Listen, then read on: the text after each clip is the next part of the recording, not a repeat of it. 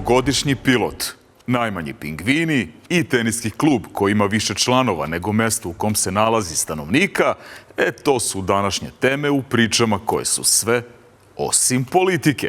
Dobrodošli. Ja sam Aleksandar Popović, ovo su priče koje vam danas donosimo. Zašto neki penzioneri ne mare za godine? Koje životinje se ne plaše vatre? Koji grad ima više tenisera nego stanovnika?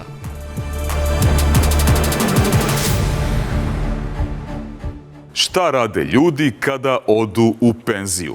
Mnogi se posvete hobiju, većina putuje i uživa u zasluženom slobodnom vremenu, dok jedan 100-godišnjak iz Britanije pilotira avionom. I to ne bilo kakvim avionom, nekom lakom letelicom i slično, već čuvenim Spitfireom. Ovaj ratni veteran veruje da je sa 102 godine najstariji čovek koji je upravljao ovom legendom Drugog svetskog rata.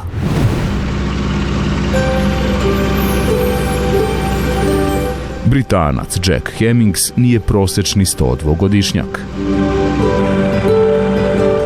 Bivši pilot kraljevskog vazduhoplovstva veruje da je sada najstarija osoba koja je upravljala čuvenim Spitfireom.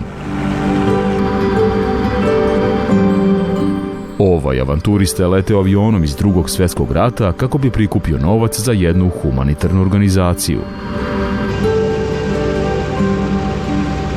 A nije 2 puta razmišljao kada je dobio ponudu da poleti legendarnim avionom.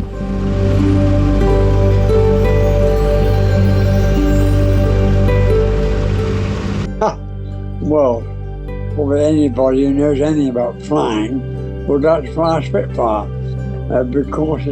Svako ko zna bilo šta o letenju, voleo bi da leti Spitfireom zbog njegove reputacije. To je avion lepog izgleda. Svako bi voleo da vidi sebe u njemu.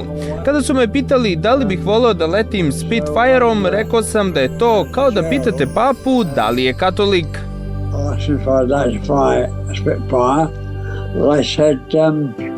Well, I think my wife answered the question and said he's a Pope Catholic.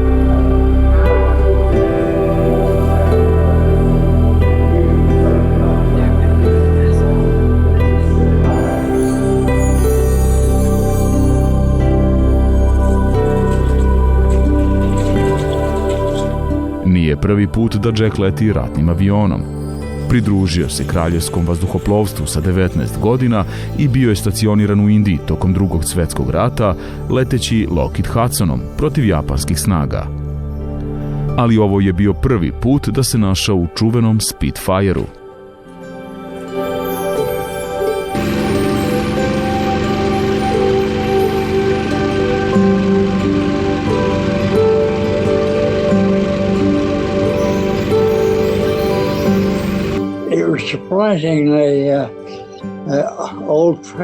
Bilo je iznenađujuće staromodno jer su očigledno uzeli stari Spitfire kokpit i ugradili ga u drugi avion. Nije baš udobno, ali 1940-ih niko nije razmišljao o udobnosti, već o odbijanju nacista.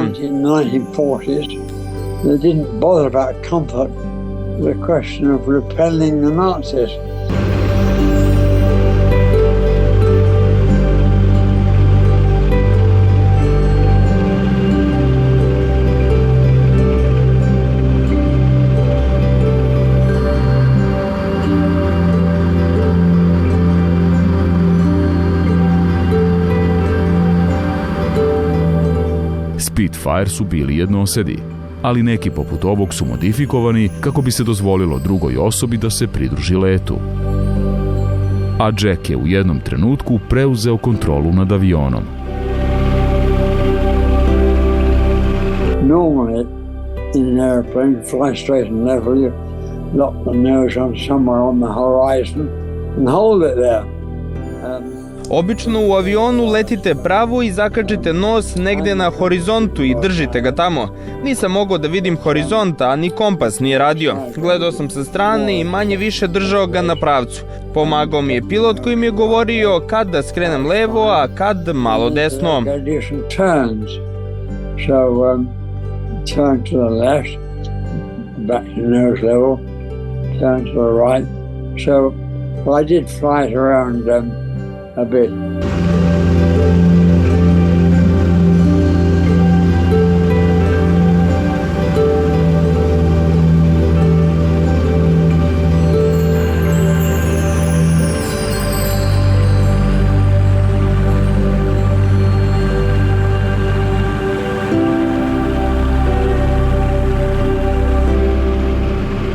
A kako je bilo leteti legendarnom letelicom? Pa, nije baš onako kako je ovaj ljubitelj aviona zamislio. I hesitate to be say anything detrimental to the Spitfire. Oklevam da kažem bilo šta što je štetno za Spitfire. Nije to bila egzotična ptica kakvu sam očekivao. Bio je pomalo kao običan avion, veoma lep na komandama, ali ne tako lep kao što sam očekivao. Ali bez obzira na to, veliko je zadovoljstvo biti u njemu. As I expected. But nevertheless, a great pleasure to be poling around, as they say.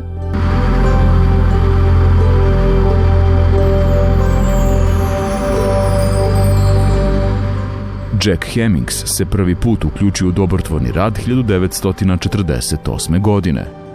Tada je proveo 10 meseci leteći iznad Afrike kako bi procenio kako avioni mogu pomoći da izolovane zajednice dobiju pomoć.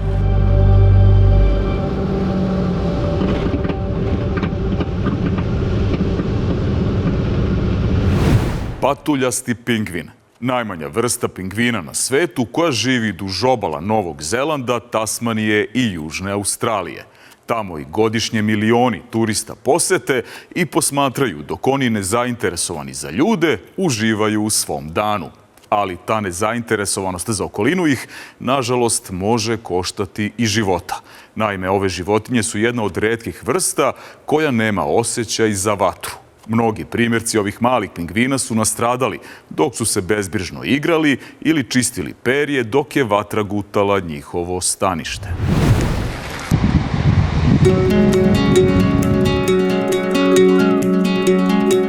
Prelep pejzaž koji ugošćuje neke veoma posebne stanovnike, patuljaste pingvine.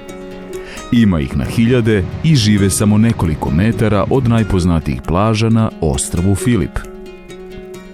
Pre 50 godina verovalo se da će patuljasti pingvini izumreti do ranih 2000-ih, ali oni su još uvek ovde. Ali zaštitnici prirode su sada zabrinuti zbog nove pretnje.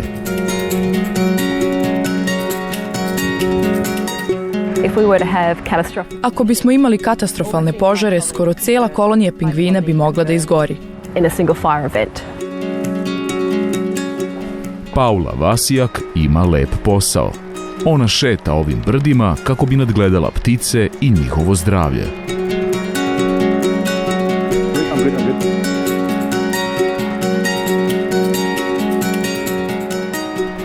Ona je zabrinuta da ako bi, na primjer, vatra zahvatila ostrvo, pingvini bi jednostavno ostali na mestu i plamen bi ih progutao. Pingvini su stojeće životinje kada je u pitanju vatra. Oni jednostavno nemaju osjećaj za vatru.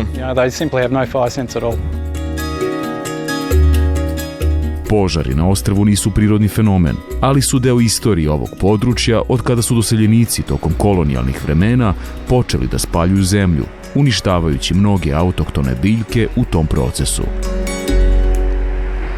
Klimatske promene i gubitak biodiverziteta čine patuljaste pingvine ranjivijim.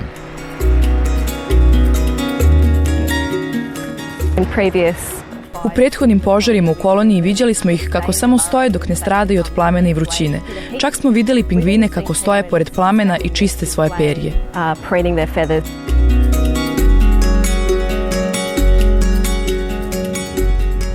Iako su problem stvorili ljudi, ljudi su također osmislili plan kako da pomognu ovim životinjama. Trebalo je mnogo meseci da lokalni čuvari parka zamene zapaljivo drveće i biljke sa autohtonim vrstama koje usporavaju vatru.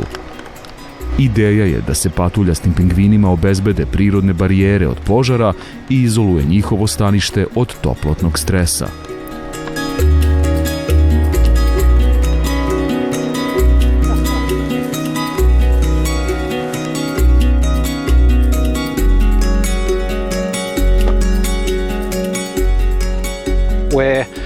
not just trying to... Ne pokušavamo samo da poboljšamo stanište i da se pozabavimo problemima kao posljedicom loših akcija upravljanja u prošlosti. Ovdje se radi i o prilagođavanju klimatskim promjenama.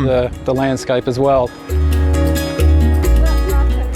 Lokalna vlada je kupila ovo imanje 1980-ih. Od tada, ovaj novi trogodišnji projekat je jedan od najvažnijih napora za zaštitu i spas vrste.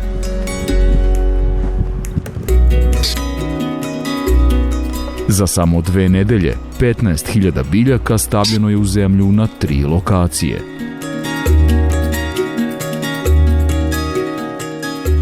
Ali sada će biti potrebne najmanje 2 godine pre nego što nova barijera poraste.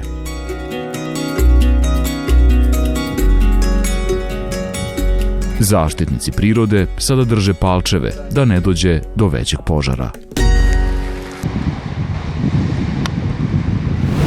Ostajemo na australijskom kontinentu. Jedno mestašce od 31 stanovnika na periferiji Tasmanije nema školu, nema ni bolnicu, ali ima teniski klub. Žene sa farmi u slobodno vreme počele su da igraju tenis, napravile su lokalni klub i stavile ruralni grad Whitmore na tenisku mapu Tasmanije. I što je najinteresantnije, broj članova kluba je trostruko veći od broja stanovnika.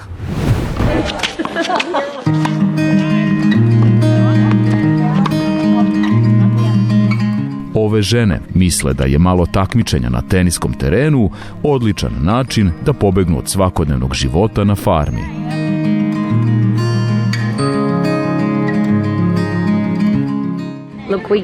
Prilično smo zauzeti na farmi, ne izlazimo mnogo, tako da je ovo bila dobra prilika da se opustimo i upoznamo više ljudi, da imamo neku aktivnost van farme.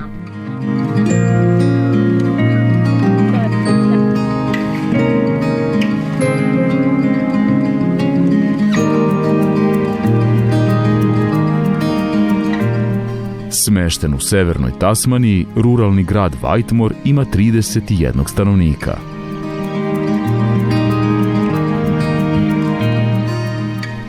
Ali sredinom nedelje taj broj se značajno uvećava kada se ženski teniski mečevi održavaju u lokalnom klubu.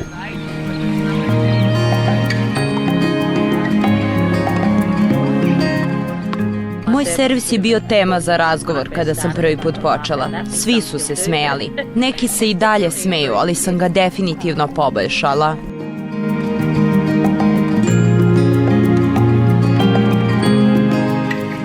Tenis se ovdje igra više od 100 godina. To je stvorilo prijateljstva koja sada obuhvataju više generacija.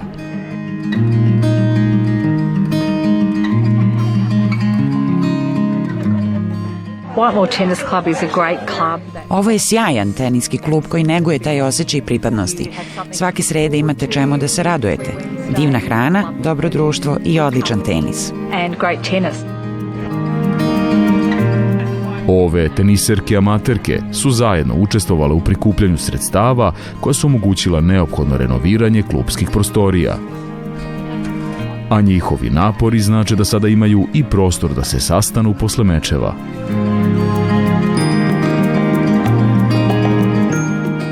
Druge grupe, poput lokalnog kriket kluba ili vatrogasne brigade, također imaju koristi od renoviranih objekata.